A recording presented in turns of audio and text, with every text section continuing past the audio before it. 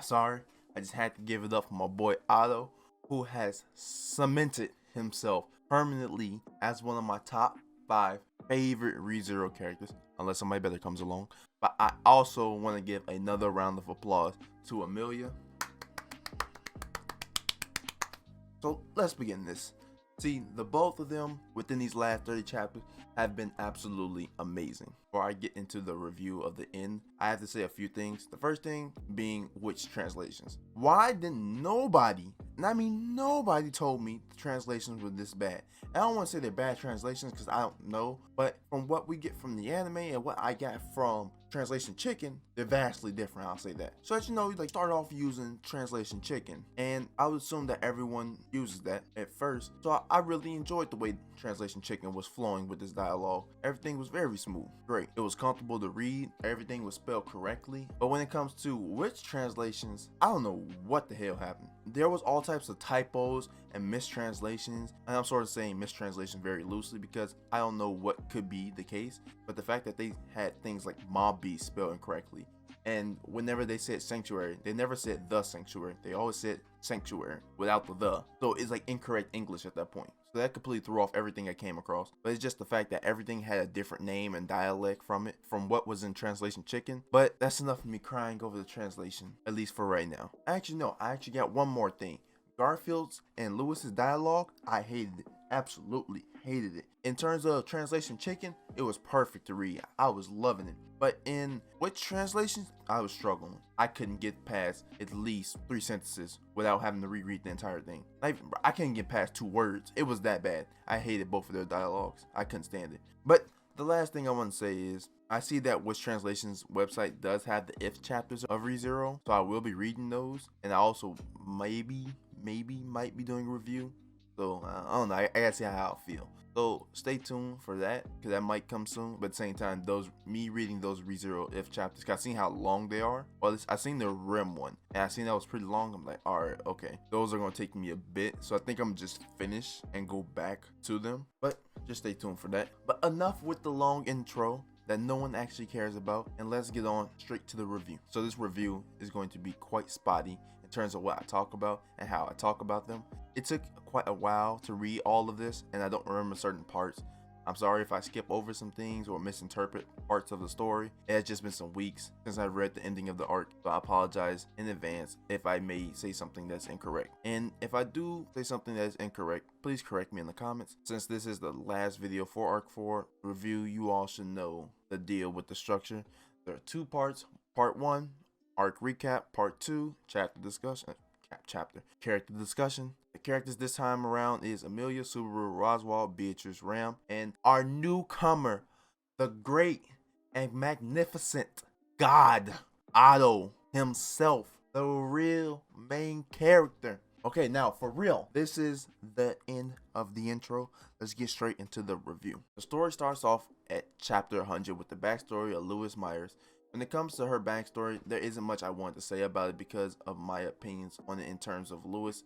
It was just okay. While I wasn't caring much for Lewis during the backstory, I love seeing Beatrice, Echidona, and Roswell. And before I get into them, we got the reveal of another sin, and I was like, bro, I thought that was so cool because we all know the 7 deadly sins, and I've heard that there was extra sins taken out. I just couldn't remember what they were, and I think this is the first time I've ever read something or seen someone use the extra sins. And now I'm thinking about it, I don't think that's the case, but let's just say for right now, this is the first time I've seen someone use the other 2 sins. So I found that so dope. I think his name was Victor, or no, it was Hector.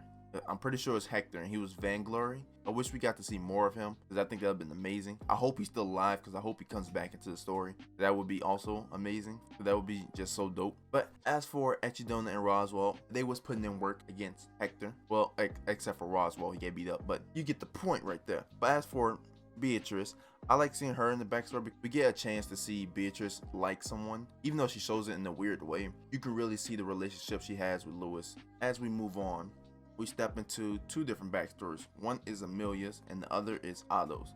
But I just thought about this, and I can't talk about these because I will talk about them in the individual sections, so I will speak on them there. And my boy Otto finally got one. Oh, I'm so happy. I'm so hyped for it. Like, Otto is the best. But we move on from the backstories onto the fight between Garfield, Ram, and Otto. I will save a lot of my standing for the auto section, but I will say my boy was coming in hot with the traps and his authority, which showed a power we never knew he had. And the Ram tag team, it was all great. It was perfect. Because she came in with the air slices and she was lifting Garfield into the air.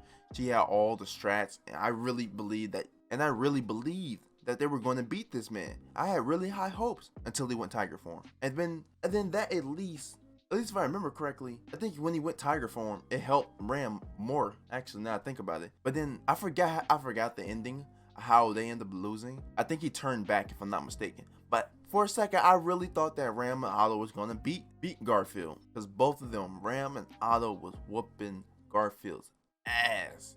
I liked that so much. I was waiting so long for that ass whooping. You'll understand, because Garfield has been getting on my nerves the entire arc. Even though I like him though, but he has been getting on my nerves, and I'm pretty sure I'm not the only one who was waiting for this. But we move on because they jump cut in the middle of that fight, so I would do as well here. The next part is Subaru's meeting with Amelia, and a lot of this I can't say because I'm saving it for the individual parts, as you know. If you watched the last review, you remember me saying we finally got our episode 18 for Amelia. Well, I was wrong.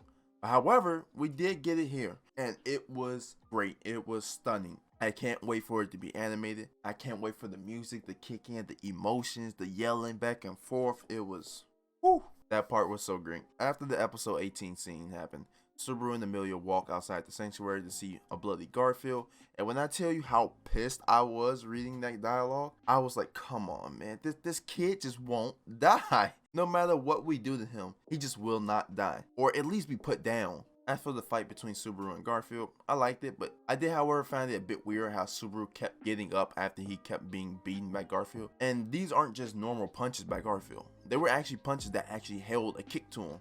They were actually hurting. But the fact that Subaru was able to withstand, I was like, alright, okay. That's a little bit odd, but whatever, we'll move on. But however, we got a huge reveal with Subaru pulling out the unseen hand. Now, at first, when I read it, I was like, what the hell? How did this happen? And at first, I was thinking this was like the biggest like ass pull ever.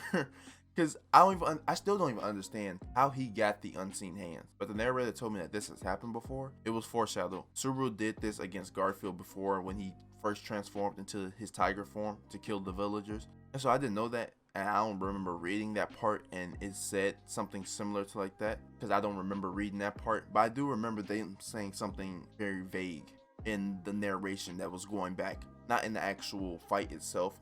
In terms of the Garfield versus the villagers, I don't remember that part, but I do remember in the narration they were saying that it hinted that in the dialogue somewhere back then that he had the unseen hands. But I still wonder, how did it transfer over to him?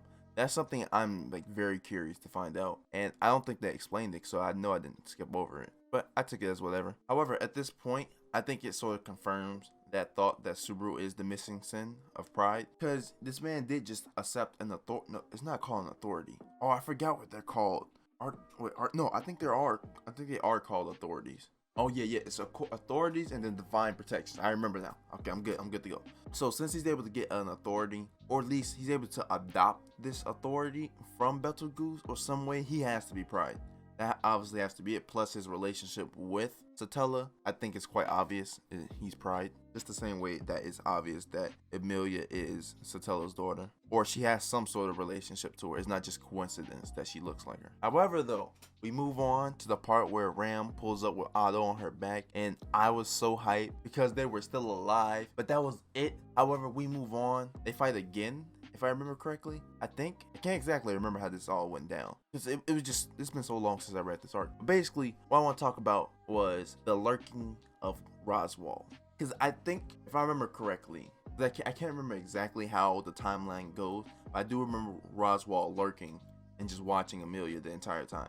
But anyway, the way Roswaal was just sitting back and chilling the entire time, Roswaal is just a pure troll. But I like this, and I like this moment because this is the first time we see Roswaal and Amelia have an actual conversation with the actual self. Well, not say both of them had the actual self, with Roswaal showing his actual self. Roswaal shows his true colors and just snaps on Amelia. And it's funny though, because when he remembers that the contract is still in place with Subaru, he quickly reverts back to his normal self.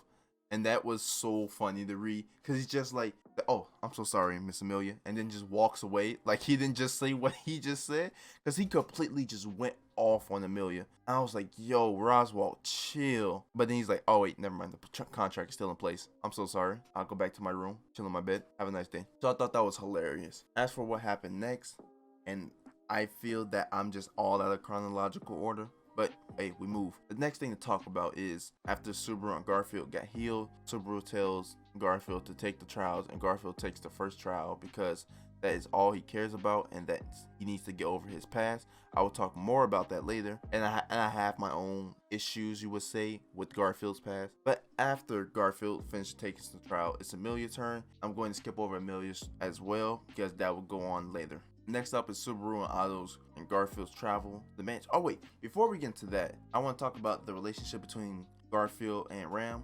I have nothing to say. That was pretty much, I just wanted to bring that up just to know that I didn't forget it. Like, at least for me, I didn't care about that at all. I don't care about Garfield liking Ram. I mean, I get it, I read it, and I was like, okay, it's fine, it's whatever. But for me, I just kind of like, I wanted to just put it in there so you know that I noticed it, that we see, so that I can see that you see me, that I see you, that I read it. If you get what I mean, I feel like y'all get what I mean. But I don't want to talk about it because I don't even remember what happened in it, and I don't really care that much about Ram and Garfield's relationship. But we move on to the big three, Subaru, Otto, and Garfield, as they travel to the mansion. And I just thought about another thing.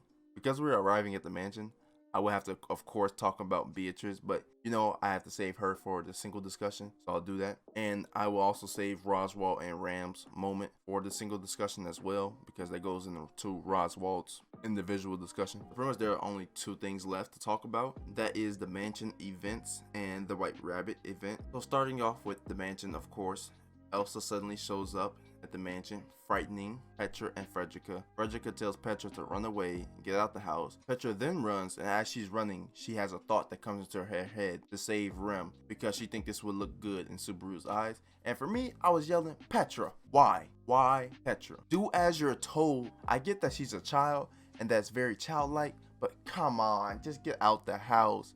We got to go. Well, technically, when we think about it, it's actually a good thing she didn't leave the house, because if she did, she would have died. So I guess it's a really good thing that she went for Ram. But come on, let's just say that the mob beast wasn't outside. Like, she should have left. But she goes and tries to get Ram. As she runs up the stairs, she's also confronted by Elsa again. I don't remember how this exactly works chronologically, because Frederica pops up, and so that wouldn't make sense, but you get my point. Frederica scolds Petra and tells her to run off again to the secret passage. Frederica begins her fight with Elsa and is getting absolutely whooped. She was not winning at all, but that doesn't matter because the boys are back in town. Garfield comes in kicking through the window, if I remember correctly. Then he announces himself, and it brought real joy to my heart because this was the first time in 11 years, I think that's the case, or it's 10 years. But anyway, it was the first time in over a decade that these two have saw each other. It might have been 7 years. You get my point. It's been a very long time since they have been together. And so this reunion was amazing because Garfield just comes in kicking through the window or floor, I can't remember correctly. And he's just ready to fight. He's like, yo, what's up, sis? I was like, oh, Garfield, let's go. Especially this Garfield that changed after the sanctuary. I was kind of iffy to him. It just seemed weird the way he was acting from the entire arc compared to his newly found self. I found his newfound self just very weird. But I didn't think it was bad, just very odd. But anyway, Garfield tells Frederica to leave because he is trying to fight Elsa.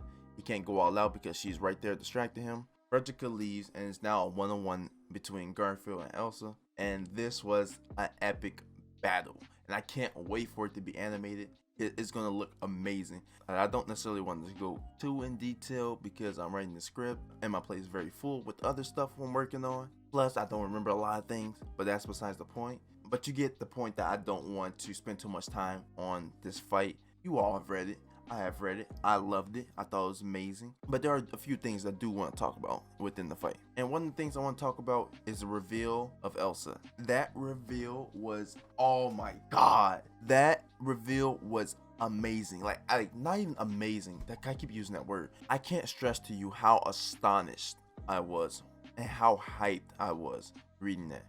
Because both Elsa and Garfield are just tanks. And the entire time they're fighting, Elsa's just being beaten up, Garfield just being beaten up.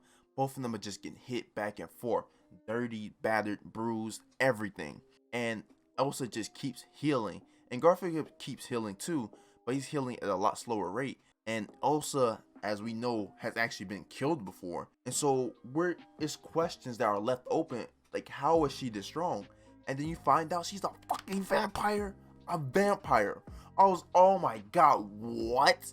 And then the dialogue between Elsa and Garfield is just, it was so well done, because their dialogue as a duo together, they are great, they are perfect, because just the admiration that they show for each other, how much they actually, it's more of like they respect each other, and so therefore they complement each other very well. The funniest thing for me was when Garfield was talking to Elsa and he was talking about her being a vampire, and the questions he was asking her was so funny. I remember he asked her, do all vampires like seeing people's guts? And she responds like, nah, that's just a personal thing. And it's just the way that they play off each other is hilarious. I love that, because she just says it's a personal hobby. That part was amazing. Their dialogue, I can't wait to see in the anime. Unfortunately, it got hit with the corona, RP. But we back though in July. However, I do hope we see a lot more vampires in the later arcs, because that would be really cool. I think it'd be really nice to introduce a bunch of vampires. Hopefully they're not as strong as Elsa, because if you have to fight like a platoon or an army full of vampires, oh, you ain't winning. You'd be struggling at that point.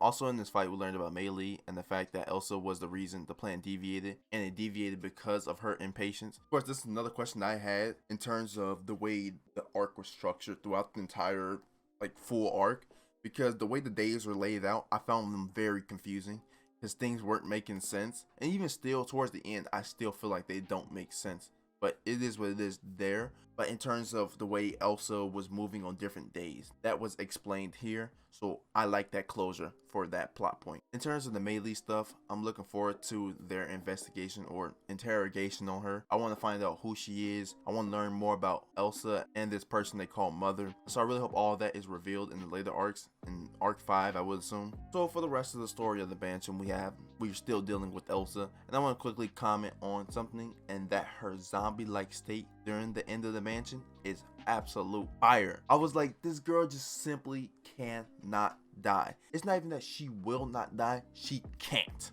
She would never die.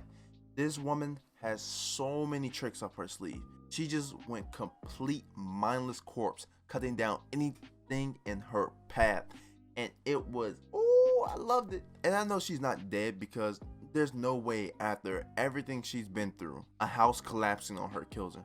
That's not possible. That can't be possible. The last mentioned event though I want to talk about is the Mob Beast secret passage.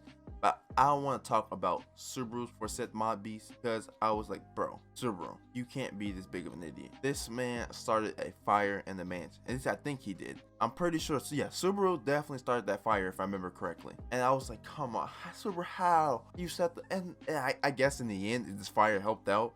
And that's funny when you think about it. ReZero does a lot of things, or they make the characters do a lot of things on accident, but they actually end up helping out for the better in the end. So that's a really cool and interesting thing that I just thought about. But as for like the random mob beast that was in the secret passage, I don't really have that big of a comment. Frederica almost got her arm taken off. It is what it is there. As for the other event of the arc that I want to get into, and that is the Great Rabbit fight that I was very much looking forward to, because I was curious on how they were going to handle this. So let me start off with saying that the way that Subaru and Beatrice descended from the heavens, woo, I was so hyped, because I can just picture the way in my head, them just coming down from the sky with all the great rabbits being killed and stuff. Like, it seemed so epic inside my head. And then it was also like super dope, the fact that Subaru was able to use magic.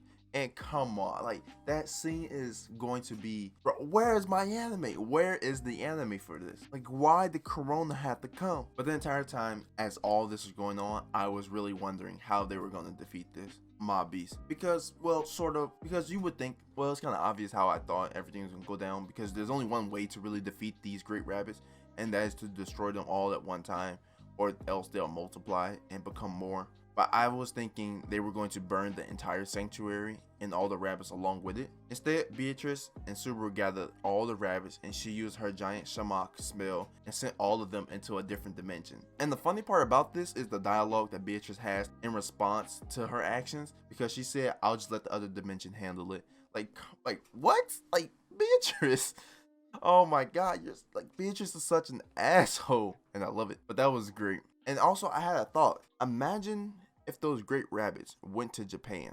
So when Subaru finally goes back to his world, if he ends up going back to his world, he comes back to the great rabbits, completely destroying it. That would be the wildest case. And that needs to happen because that would be amazing. But that's the end of the Great Rabbits and the arc. But before I get my overall thoughts on the arc, I want to talk about this little small scene that happened at the end of the numberless chapters. What I am talking about is Amelia telling Subaru she was pregnant. And when I tell you, my heart dropped. I was so polarized by that. No joke. When I read that, I immediately just got up from my computer and walked away for about 5 minutes. I was putting together so many hypotheticals and theories inside my head. It was wild. But when I finally came back and read the rest of the conversation, you find out that Amelia said that out of ignorance. I was like, bro, Amelia, are you serious? I couldn't do nothing but laugh. It was hilarious. Me and Subaru were both dumbstruck by that comment too. Amelia is hilarious. I don't see how you could pick anyone but her. I don't see how you're picking Rem. Get that trash can out of here. But that was so funny. As for my overall thoughts on the chapter, I think I'm gonna give them at the end after the individual discussion. So I just want to get straight into the second part of this arc and then give my final take. So let's move on. So now we have the individual discussions, and as I said before and multiple times throughout the video, my memory is a little spotty. So if I'm wrong on anything or misinterpret anything, I am sorry, and feel free to correct me in the comments. As always, I try to keep these things short, maximum 2 to 3 minutes per person. Don't got time to be sitting here all day. I don't know how long I'll be talking for. So if you just randomly hear a jump cut, that's probably because I went over the time limit, but I doubt I will cut anything because I'm way too lazy. Anyway, on to the first person, which is the GOAT, Otto Swin. He really showed his true colors this arc. Throughout this entire arc, he has been one of my favorite characters, if not my favorite character, and he completely broke himself into the top 5 of my 5 favorite ReZero characters. You know how hard that is to do? And he did it. A side character randomly implemented into the story did that. He is the best. He is the best. You know how everyone always says that Subaru is the most relatable or realistic character of the isekai characters? Well, that doesn't apply to me because in relatability goes straight to Otto for me. I love the fact that Otto is a gag character, but he's not only a gag character, he's a gag character done well. But that's enough of my Otto standing. Let me get straight into the Otto fight and backstory. First, let's start off with the fight, because the fight was sugoi. It was fantastic. Otto was not only putting in that work with his strength, but the strategy as well. So the battle begins with Otto faking the presence of the Arlon villagers, placing their scent in one of the carts so that he can trip off Garfield's nose. So off the rip, he had plans on plans on plans, because you can't forget about the carriages that were going all the different directions. Then on top of that, he also had the bugs constantly attacking Garfield left and right during this fight. He was out here. I loved it.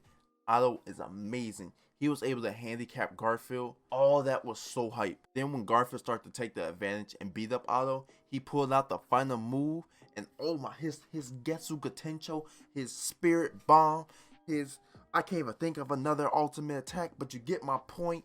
He pulled out that final move.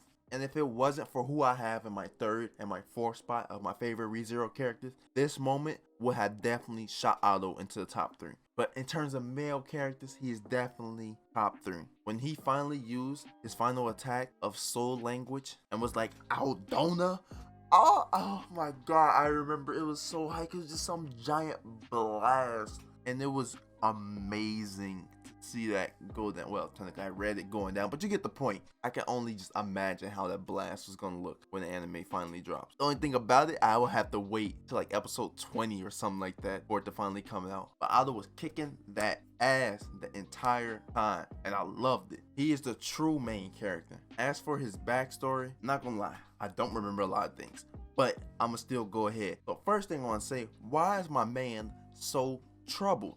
Why is his life so terrible?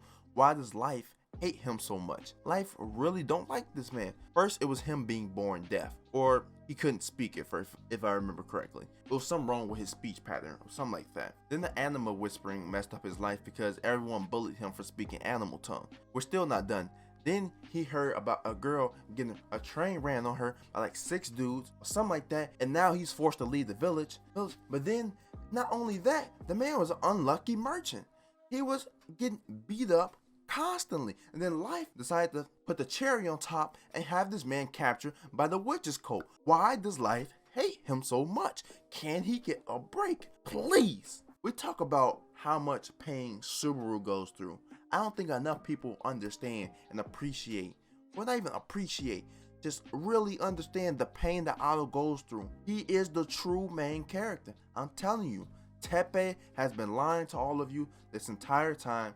Watch when Arc 9 finishes and he shows that Otto was the real main character the entire time. Please, I beg of you, circle back to this video because I want my credit. I guarantee it. Arc 9 is gonna come soon and Tepe is gonna reveal that Otto was the main character all along. We was just following through Subaru's eyes of Otto's greatness.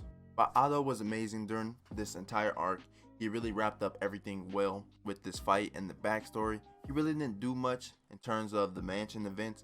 He was there and he kind of helped. Well, he burnt down the mansion, but he didn't really, outside of the fight and the backstory, he didn't really have that big of a presence. But don't worry, Arc 9 is coming soon, so he'll have more presence. But Otto is one of the best characters that ReZero has yet to produce. He is almighty. He is God. To move on from the greatness that is Otto and onto a lesser character, our victim up next is Mr. Garfield Tinsel. Now, before I get into this, I want to say most of the talking about this section is going to have to deal with Garfield's backstory because I am not a fan of it. But of course, we have to talk about a bunch of other stuff before we get into the backstory. So something I want to quickly gloss over and just talk about. But I want to quickly gloss over all that and just speak about what I want to say real quick. I like the fight, of course. It was amazing. Garfield's a tank. And when I say the fight, I mean both the fights, him and Elsa, and Otto and Ram versus Garfield. Those are great. I can't wait to read the rest of Arc 5 because I'm happy Garfield grabbed Mei Li. So I'm really curious on the information that she knows. As for Garfield's main thing, and also before I get into the backstory, I want to speak about how Garfield has changed.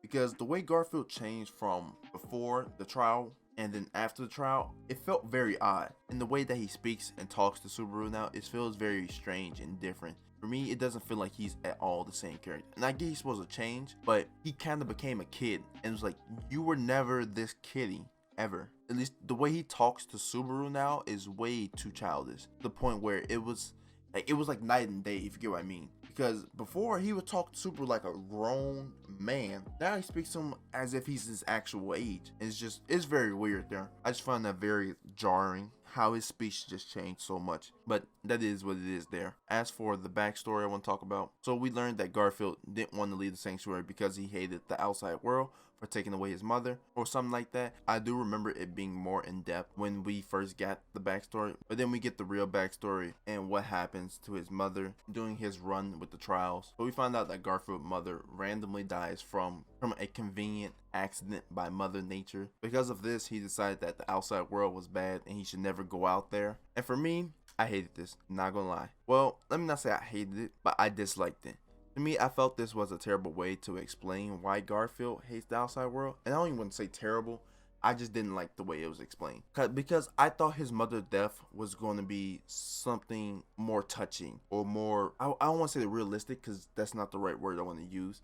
But I felt it was going to be a lot more touching and a lot more sentimental. However, he's mad at the sanctuary simply because life just came out of nowhere. Let's just say, for instance, if his mother would have got killed.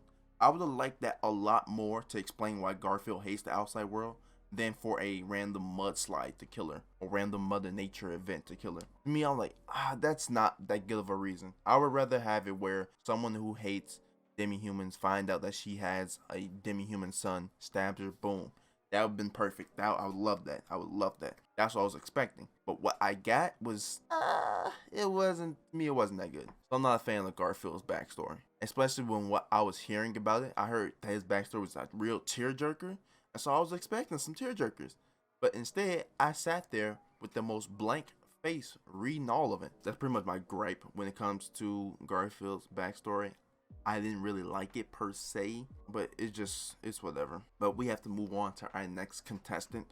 And our next contestant is Beatrice. This next one for me is kind of hard, simply because it involves Subaru. I guess I could speak upon it without Subaru, I think. So for the last 30 chapters we get from Beatrice is sort of her coming of age. I don't think that's the right word to say. I'll just say coming to realization. Beatrice learns and understands that she doesn't need to be trapped by the false contract, I would say. I really felt for her when she was explaining how Subaru released her from her 400 years of torture, and when the books finally burnt and she just felt so relieved and her shoulders had a weight lifted off of them. She has no duty, no responsibility anymore to her mother, who is Echidona, and the library is just completely gone, is burned up and burned in the flames, and she's just able to live the life that she's always wanted to live. That part for me was great. It was written so well. And then the light at the end, when she finally accepted Subaru, and that I can just picture, it looks amazing. So I really like Beatrice's growth during this. You really see how much Beatrice actually loves people and likes people. So it's good to see her real emotions. So I'm really happy that she's able to grow distance from Echidona.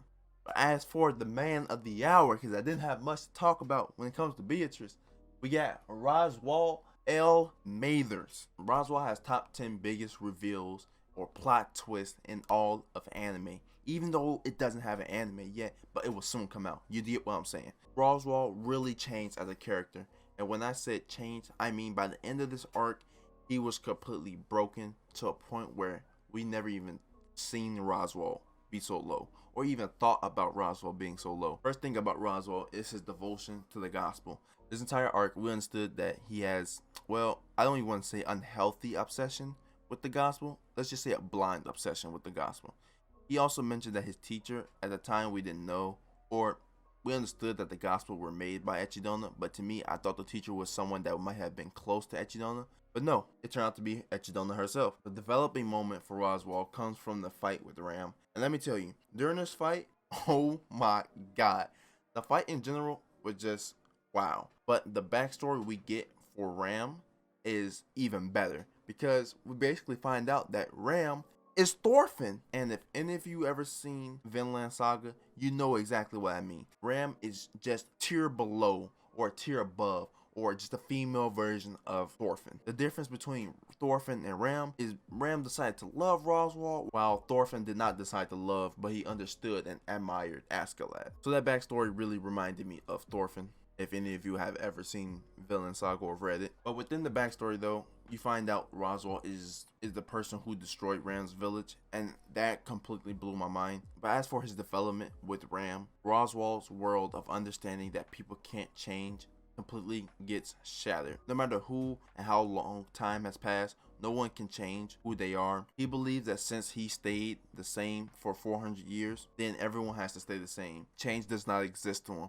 However, this belief gets flipped on his head when Ram says that she loves Roswaal. Ram said initially she hated Roswaal with all her heart. But over time, that hate turned to admiration, and the admiration turned into love. All she cares about now is saving the Roswaal that she loves. Unhealthy obsession with the gospel. Roswaal at first doesn't believe this is possible. There's no way she can change. People don't change like that. Roswaal then relies on his contract that he has with Ram. And his contract, he can tell if what she is saying is genuine, and the contract was not broken. So what she was saying was indeed genuine, and Roswaal just freaked out, could not understand what was going on. He was confused beyond belief. He don't understand why she doesn't continue to hate him after all the things he's done, just completely burning her village and killing her whole race pretty much. He just doesn't understand how you can love someone who did all these terrible things. People don't change like that. Or I could spend an entire video talking about Roswaal, because he's probably the most fascinating character within Arc 4, besides, the GOAT Otto. But his story is really interesting, and his development is really interesting. And so when the gospel burns, you really get to understand how much he devoted his life to that, and how much that mentally breaks him. And he has to come to this realization and understanding that people can change. No one stays who they are forever. And so this was like an amazing point for Roswaal. Because honestly, between him and Amelia, them two battle between who has the best development during this arc. And I don't know which one wins. Being an Amelia fan, I'm gonna just put her above it. But honestly, I think Roswell probably takes. I think he takes it more than Subaru because that is like an amazing developing moment for Roswell during this arc. But the reveal, I gotta talk about it because that reveal is amazing. Because that was so dope. I was like, bro, and then he names them like A, B, C, D, and we're at L. So the amount of time, like, oh my god. The fact that he's the original Roswell and he used to ignore Beatrice all the time, like top 10 plot twist ever. Name a better one. You could probably name a bunch of them, but that's besides the point. It's top 10. You can't name no more than 10 or no more than 9. So that was amazing. But let me get on to our second candidate. And how long have I been recording? An hour? Okay, this is taking way too long. So since it's taking a bit, I'm gonna like speed this up. So sorry. But let's move on to our last contestant or candidate. We have Natsuki Subaru himself. Usually, I always have Subaru saved for last since he's the main character and the star of the show until Arc 9. I'm telling you, Auto's going to be revealed to be the main character all along. Just watch. We'll see. But I had to put Subaru at second to last because he had to take a backseat to best girl, Emilia. Honestly though, for Subaru, there isn't much I want to talk about. Well, there is, but it would take a lot longer than the allotted amount of time that I have. But first, let's start off with Emilia's situation because I have way more to say about Beatrice than I do for this Emilia part. So, the way Subaru handled Emilia, I thought was great. However, the earlier excuse he gave earlier in the arc when he left Emilia after Puckle had left, he contradicts himself in this moment, and it makes me so mad because originally he said that he went to go wash himself up, but you come to find out he went to go right on the wall, and in the end it helped out. But it's like, Subaru, I was with you because I was mad at first during the reveal. I was completely mad that he left her, but then he said that Emilia knew that he left, but then it comes to find out that he lied again about that, or at least I don't think he lied, but it's the fact that he didn't just go to wash up real quick. He went to go right on the wall. I was like, bro, I I found it funny, but I was mad. As for the argument itself, though, I loved it. Subaru expressed all his emotions and feelings toward Emilia. He did exactly what she wanted him to do the entire time. Subaru was not biting his tongue during this conversation at all. And I remember, it's something that it really stuck out to me a lot, because I remember he said, honestly, you're just lucky, Emilia. If anyone else would have came along that day and saved him, he would have just fallen in love with them. And at first I was polarized by that naivety Subaru has, and it's kind of one of the reasons or problems that I have with Subaru. He likes people way too easily, or he's way too trusting of people. And when you really think about it, it kind of parallels Emilia, so they're perfectly matched for each other. But it's just one of the things where I just don't like that Subaru gets attached to people that he just met like 3 seconds ago. But I felt that though when he tied it back in to help Emilia, because he brings it back around and says that, but it was you who saved me, and I love you for who you are. And that moment was touching. I felt that in my colon. I don't even know where my colon is, but it's somewhere in my body, and I felt it there. And that really warmed my heart. And then he got to saying, I love you. It was amazing. We finally got our episode 18. It is finally here. It was beautiful. Now, as for the Beatrice situation, because I actually have a gripe with Subaru on this. Our problem with the way Subaru handled this is that he completely differed from what I had expected him to do. Let me put myself in Subaru's shoes. As we know, Subaru found out the secret behind Beatrice and the gospel, and all he had to do was come back and say, I am they. I will receive the knowledge of the library. Now, this is what I would have done. But Subaru, being Subaru, made this moment a lot more overcomplicated than what it needed to be. However, him not doing the obvious thing actually worked out better, so his plan was far better than my plan, but it just took a lot longer. So for me, I'm reading this and I was like, yo, why don't he just say he's they and get this over with and let's move on? But instead he decides to be difficult and help Beatrice just completely dismantle her character or her belief with Echidona and the gospel and the library and everything. And if I would have been there, I would have just said, yo, I'm they, and we could have been going with this. But his way took a lot longer, but it was overall the better way. His way was by far way better than mine. So that was kind of like my gripe with it. It was better than my way of doing things. In terms of efficiency, it got a better result, but it wouldn't have been done as quickly. If I would have done it, it would have just been done like that. I would have got in and out of there real quick. But Subaru, he took forever to do it, but it worked out for the better. So Subaru has done great this arc. It did an amazing job at the end of this arc. And for a second, I thought my boy was a father. But hey, hopefully that time comes soon. But let's move on to the maiden of the hour. Amelia time. There's a bunch of things I want to speak about when it comes to Amelia. However, I don't want to take forever, and this is already extremely long. And a lot of things that have to do with her backstory kind of doesn't have anything to do with Amelia. It's more the characters that are inside her backstory that are not her. But let me get into Amelia's development with the arc. I am thinking about making a in-depth video upon Amelia's backstory and her developments throughout the entire series so far, but we'll have to see on something like that. But as for now, I want to talk about a few things. A few things is the Goto Goose. That's it. That's all I want to say. As for the things that have unfolded in her backstory, unfortunately, we got to see, or well, technically read Fortuna's death. That was pretty great, but the fact that Amelia was covered in blood, yikes. Like, the anime is finna be wild coming this summer. But on a positive note, we got to see Pandora and Regulus, so that was amazing. But back to Amelia. The backstory I felt for her, and it really shows why Amelia values promises and contracts so much. Fortuna taught her that contracts were everything, but we really get to see why Amelia blocked off her memories. She has put through a terrible, horrible childhood. Everyone in the village basically died because of two things, her and the seal. And then you have Pandora over here, who's just overkill with everything. So the backstory overall I thought was great. She had a really, really messed up backstory. But there isn't really much I want to talk about when it comes to Amelia's backstory. Just because I care more about the other characters that were present in the backstory, as in like Regulus, or Fortuna, or Pandora, or Goto Goose. The goat. The backstory of overall was fantastic. As for the other two trials, they're unimportant. I barely remember them. Even Echidona herself said that after she passed the first one, the rest are extremely easy. But while we're on the topic of Echidona, fuck Echidona. Amelia just be chilling, and then out of nowhere, Echidona would just call her a whore or something worse. Like, why? Even though it was kind of funny. But that besides the point. Amelia did nothing wrong, and Echidona was just rag on her the entire time during the end of this arc. But I do want to talk about her conversation with Subaru, and that conversation, as I said before, was just, it was really the episode 18 moment. Because at first she's declaring to Subaru, like, why aren't you getting mad at me? Why don't you scold me? Why don't you tell me what I'm doing wrong and this, that, and the other? Like, stop treating me like I'm some perfect person. And she just wants to be treated, I guess, normally. I really like her declaring that.